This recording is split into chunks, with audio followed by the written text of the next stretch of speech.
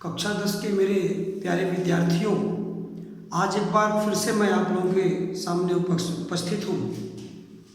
विषय हिंदी व्याकरण और पाठ है आश्रित उपवाक्य।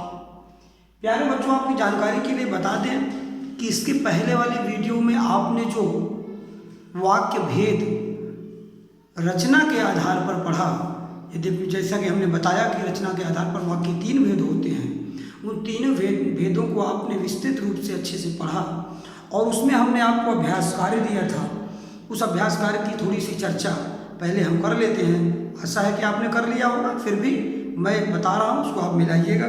पहला, अगर हम यहाँ देख रहे हैं कि पहला जो अभ्यास कार्य हमने आपको दिया था, तो उसमें वाक्य को पहचानने की बात हुई थी कि मनोज घर आते ही मैच देखने लगा। आपसे हमने पूछा था कि ये कौन सा वाक्य का भेद है, आप वाक्य का भेद बताएं। तो मनोज घर आते ही मैच देखने लगा।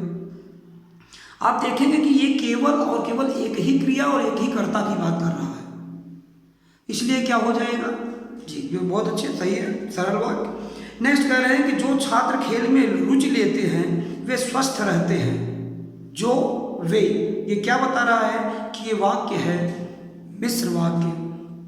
तीसरा जो हमने दिया था कि आप चाय लेंगे अथवा कॉफी, तो अथवा के कंफ्यूजन में आप कतई इस वाक्य को संयुक्त वाक्य नहीं कह सकते, क्योंकि चाय के लिए अथवा कह रहा है। कोई यहाँ दो कार्य नहीं हो रहे, जबकि हमने कहा था कि संयुक्त में और मिश्र में हमेशा और हमेशा एक से ज़्यादा उपवाक्य होते हैं। यहाँ एक ही क्रिया और एक ही कर्ता की बात है कि आप चाय लेंगे अथवा कॉफी, तो ये क्या है, सरल वाक्य का उदाहरण है।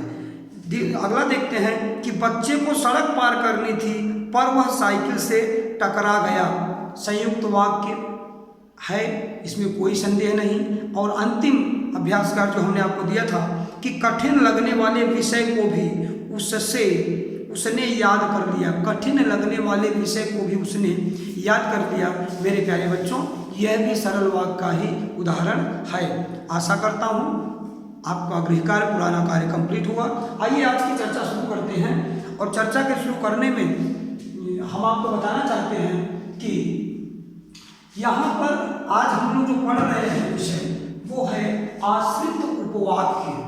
अब ये आश्रित उपवाक्य की अगर बात करें, थोड़ा सा मैं एक बार फिर से आपको पीछे ले जाना चाहूँगा। पिछले वीडियो में आप जाके देखिएगा कि जब हमने आपको पढ़ाया था कि 3 वाक्य के 3 अहम भेद बताए थे। क्या क्या बताया था? सरल वाक्य, संयुक्त वाक्य और मिश्र वाक्य। आप थोड़ा देखिए, मैं आपको रिमाइंड कराने के लिए, फिर से याद कराने की, एक तरह से रिवीजन कराने के लिए थोड़ा सा समय आपका लेना चाहूँगा कि सरल वाक्य के संबंध में मैंने समझाया था। वो यद्यपि सरल, संयुक्त और मिश्र को समझने के लिए आपको मेरी पिछले वीडियो को देखना रहेगा, ध्यान से उसको देखेंगे। फिर भी यहाँ मैं रिमाइंडर करवा रहा हूँ, आपको थोड़ी सी पुनरावृत्ति करवाने की कोशिश कर रहा हूँ कि सरल वाक्य के लिए हमने कहा था कि एक उद्देश्य और एक ही विधेय की जहाँ चर्चा की जाए, ऐसे वाक्य सरल वाक्य कहलाते हैं। जबकि संयुक्त वाक्य में हमने कहा कि 2 या 2 से अधिक स्वतंत्र उपवाक्य जो समुच्चय बोधक से जुड़े हो, जैसे और, तथा, एवं, आपने ऐसा देखा, तो ये ऐसे वाक्य जो होते हैं वो संयुक्त वाक्य कहलाते हैं। चर्चा जब हमने मिश्र वाक्य आपसे किया था, तो हमने आपसे कहा था कि एक प्रधान उपवाक्य, अन्य आश्रित उपवाक्य। तो यहाँ भी 2 से ज़्यादा, एक या एक से ज़्यादा उपवाक्य होते हैं, लेकिन जैसा कि संयुक्त वाक्य में देखेंगे कि दोनों उपवाक्य अपने आप में स्वतंत्र होते हैं, दोनों की अपनी सत्ता होती है, अपना अस्तित्व होता है, दोनों बराबर महत्व रखते हैं। लेकिन यहाँ मिश्र वाक्य में ऐसा नहीं होता है। एक प्रधान उपवाक्य होता है और दूसरा उसका आश्रित उपवाक्य होता है।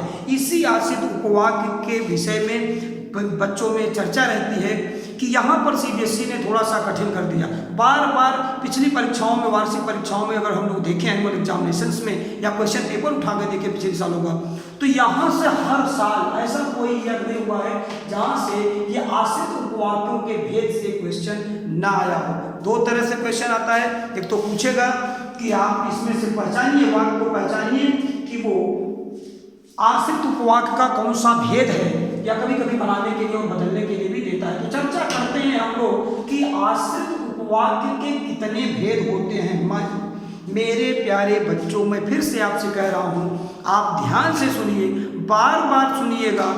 आपको निश्चित रूप से समझ में आएगा। मैं इसको सरल से सरल तरीके में लिखकर और समझाने की कोशिश आपके सामने कर रहा हूँ। आप देखेंगे कि एक से ज़्यादा परिभाषाओं को हमने खोजा है आपके लिए। आप चाहे जहाँ पर देख लेंगे, ये हर जगह पर एक से ज़्यादा परिभाषाएं रखने की कोशिश मैंने किया है, पहचान बताया है, उदाहरण दिया है।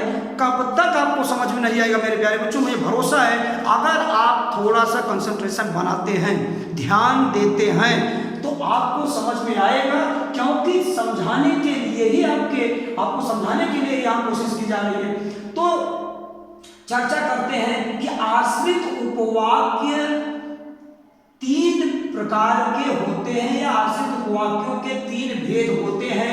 नंबर 1 संज्ञा उपवाक्य, नंबर 2 विशेषण उपवाक्य और नंबर 3 क्रिया विशेषण उपवाक्य। अब इस क्रिया विशेषण उपवाक्य के भी तमाम भेद हैं, उसकी चर्चा हम आगे करेंगे।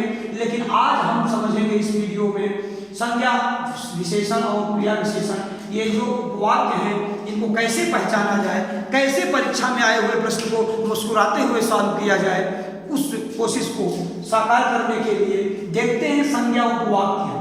कहते हैं कि जो आश्रित उपवाक्य प्रधान उपवाक्य की क्रिया के कर्ता, कर्म अथवा क्रिया के पूरक के रूप में प्रयुक्त हो, उन्हें संज्ञा उपवाक्य कहते हैं।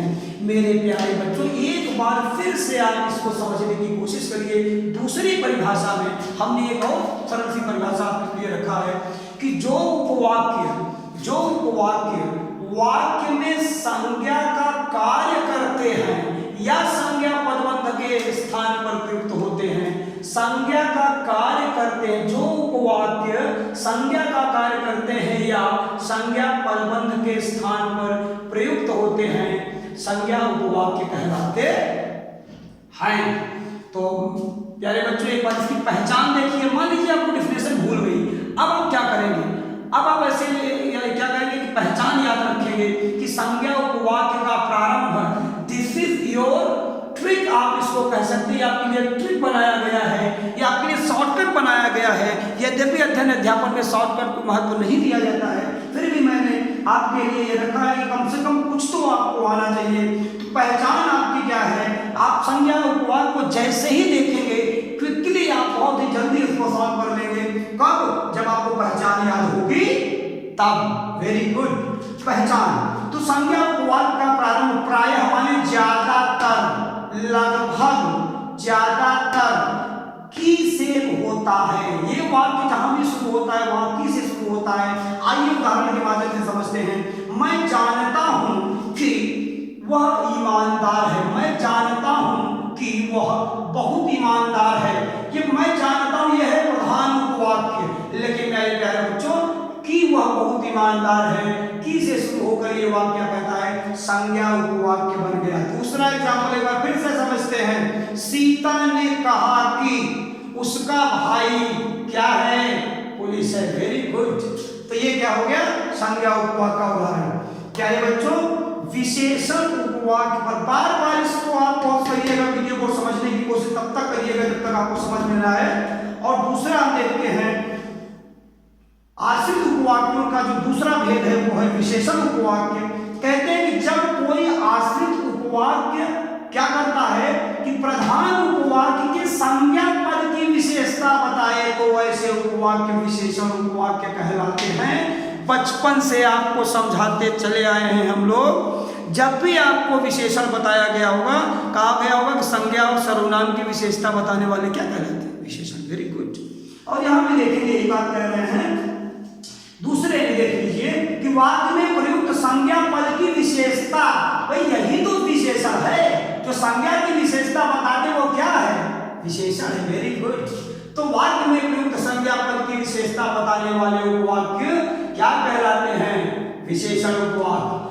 दूसरी परिभाषा भी आपने देखा। पहचान देख लेंगे बेटा, अगर दोनों परिभाषाएं याद रह जाए तो पहचान के द्वारा आप अपनी समस्या का समाधान करेंगे कि ये उपवाक्य, ये मीन्स विशेषण उपवाक्य, जो जिसे, ध्यान से देखेंगे, जो, जिसे, जिनको, जिससे, जिसमें, जिस पर, जिसको, समझ आते हैं? 2 बार हो गया है। आदि से शुरू होते हैं। अब ध्यान देंगे कि ये जो उपवाक्य हैं। विशेषण उपवाक्य, जैसा कि हमने बताया कि संज्ञा उपवाक्य से शुरू होता है, तो विशेषण उपवाक्य जो जिसे, जिनको, जिससे, जिसमें, जिस पर आदि शब्दों से शुरू होते हैं। तो प्यारे बच्चों, आप इस बात का ध्यान रखेंगे और ये वाक्यों की पहचान है। आगे देखते हैं हम लोग दो उदाहरणों के द्वारा कि मेरे पास एक खिलौना है जो बैटरी से चलता है। क्या यहाँ की है? की आया है? नहीं आया है। तो अगर की नहीं आया है तो ये क्या हो गया? अगर की नहीं आया और जो आ गया तो जो तो बेटा यहाँ है ना, पहचान ही है ना इससे, तो क्या गया? विशेषण उपवाक्य। ध्यान देंगे आगे कि वह किताब कहाँ है जिसे आप लाए थे। जिसे ढूंढिएगा, जिसे को मिलेगा आपको माय डियर स्टूडेंट, विशेषण उपवाक्य का उदाहरण है। नेक्स्ट तीसरा देखते हैं, क्रिया विशेषण उपवाक्य। समझने की कोशिश करते हैं। जो आश्रित उपवाक्य प्रधान उपवाक्य के क्रिया की क्या करते हैं? विशेषता बताते हैं, क्रिया विशेषण उपवाक्य कहलाते हैं। अभी जब हम लोग विशेषण उपवाक्य देखकर हमने कहा संज्ञा की विशेषता बताने वाले शब्दों को विशेषण उपवाक्य कहेंगे, लेकिन यहाँ क्या है? क्रिया विशेषण। जैसे कहा वो बहुत सुंदर है, तो ये क्या है? ये विशेषण है। और अगर कहा वो बहुत सुंदर लिखता है, तो लिखने की विशेषता है। वो जो सुंदरता है वो किसकी विशेषता है? उसके लिखने की। लिखना क्या है? राइटिंग क्या है? डूइंग वर्क है, क्रिया है।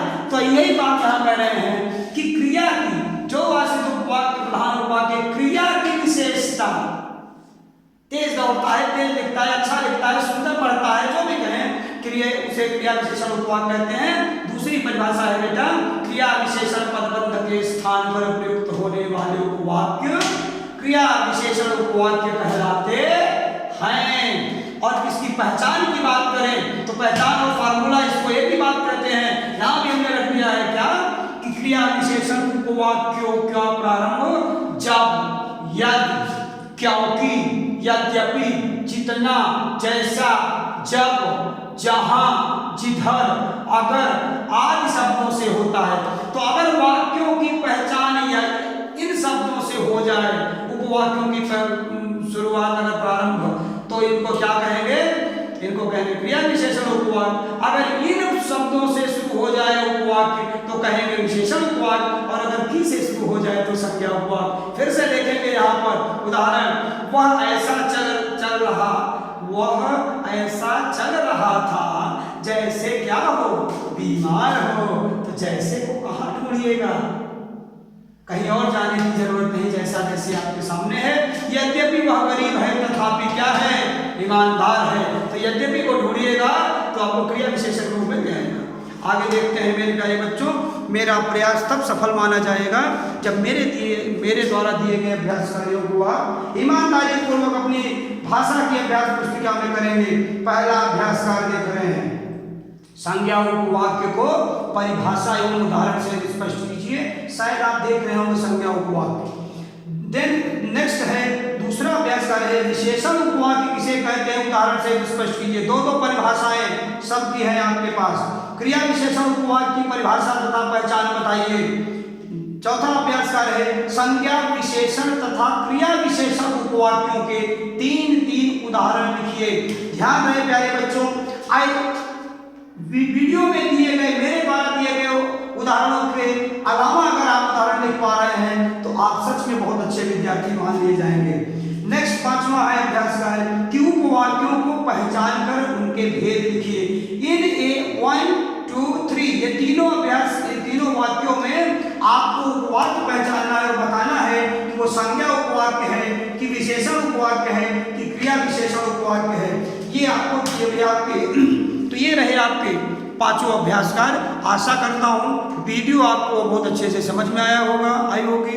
आप क्या करेंगे, एक बार, दो बार, तीन बार, माय डियर स्टूडेंट, जब तक समझ में न आए पॉज करिए, रोकिए वीडियो को और बार बार इसको समझने की कोशिश करिए। आप देख सकते हैं कि एक से ज़्यादा परिभाषाएं, पहचान, उदाहरण सब कुछ आपके लिए उपस्थित किया गया है। फिर भी अगर कोई समस्या होती है तो अगले वीडियो में उस पर भी विचार किया जाएगा और आशा करता हूँ कि आप इसको बहुत ही अच्छे से अध्ययन करेंगे और इसका पूरा लाभ आप लेंगे। आज के लिए इतना ही, मिलते हैं अगले वीडियो में।